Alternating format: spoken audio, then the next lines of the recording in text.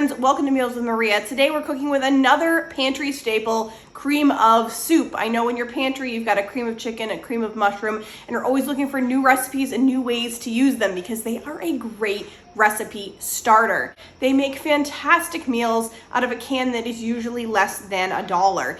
These meals are all so inexpensive, so delicious, and I know you're gonna love them. I'm gonna start off by making Grandma's Tipsy chicken bake, and this is so light and refreshing for a cream of soup recipe, and it's absolutely fabulous. There are so many good flavors in here.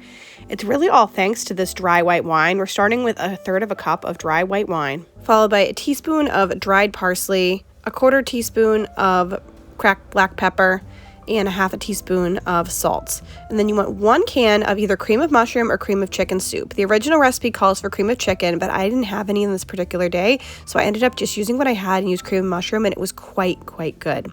The recipe also calls for a tablespoon of garlic powder, which I was out of too. Crazy things to be out of, I know. I just grated in 2 cloves of garlic, and it was absolutely delicious. In a recipe like this, you can just use what you have on hand, and I promise you it's still going to be great. You just want to whisk everything together, and then in the bottom of a 9x13 pan, I had cooked up 1 cup of dry rice, and this is how much cooked rice it made, and I just covered the bottom of my 9x13 with that.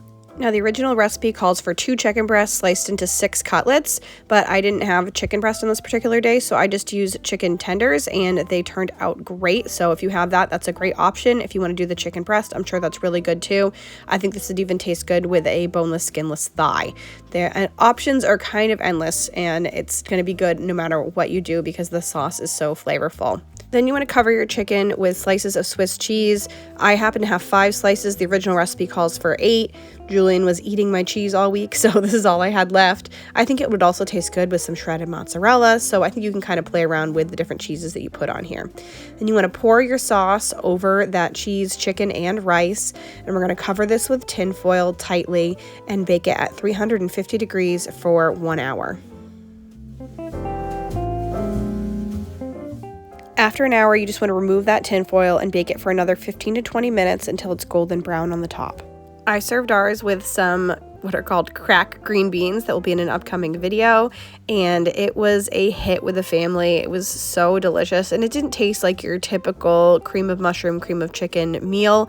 There was really so much more flavor, I think, because of that white wine. It just made it taste lighter and so fantastic. There is an alternative if you don't have or want to use white wine. You can use chicken or vegetable broth.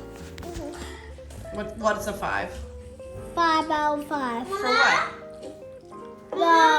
10 out of 10. For what?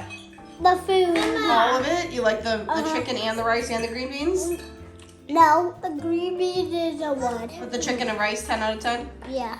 Okay, good. Yeah, what about the chicken and the rice? 5 out of 5. Nice.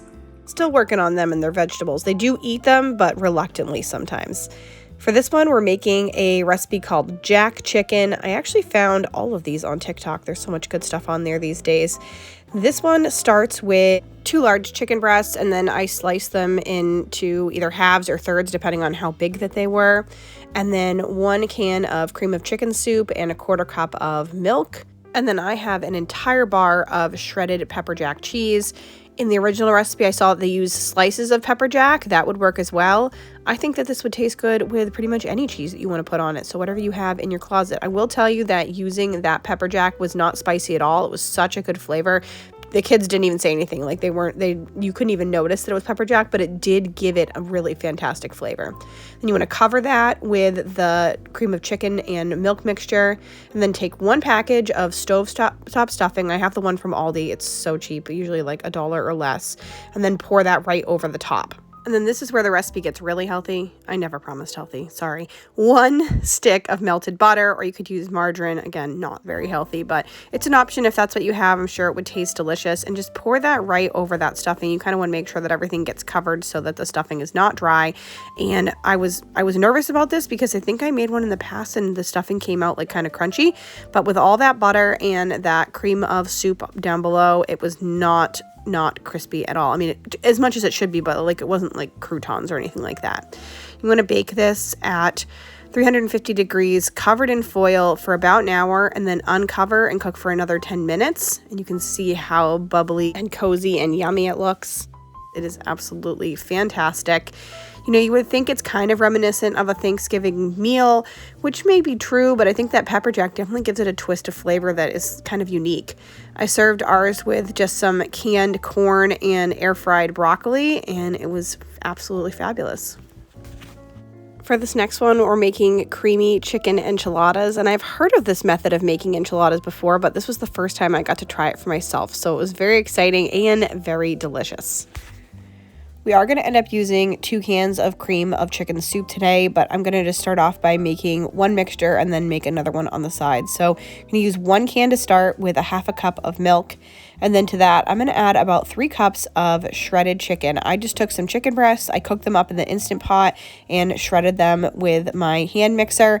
I'll make sure to put the recipe for that down in the description box for you because it is so easy and this chicken turned out so delicious. And then you also want to add a couple of cups of shredded cheddar cheese and mix that well.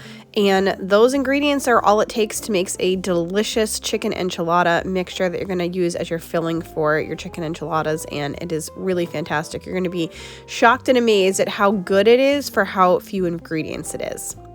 And then for the topping for your enchiladas, you may want to make the same sauce again. So we're going to use another 1/2 cup of milk and 1 can of cream of chicken soup.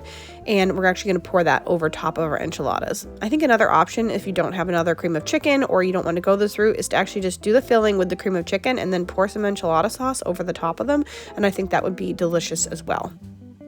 And then I am going to make pretty big enchiladas today, so I'm using an 11 by 17 pan and just spraying that down and then covering some large tortillas with the filling and rolling those up and just putting those in the bottom of the pan.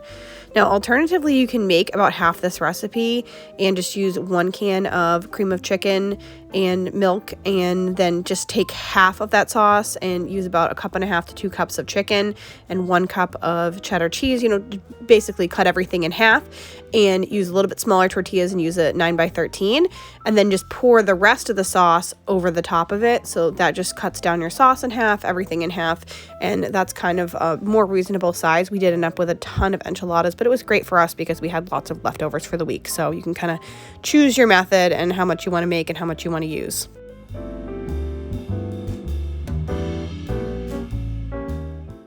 Then you just want to pour the sauce over the enchiladas, make sure that they are nice and covered, and cover that with another 1 cup to 2 cups of shredded cheddar. And you're going to bake this at 350 degrees for about 30 minutes until it's bubbly and brown, and you will know when it's ready because it looks so delicious and it smells so delicious.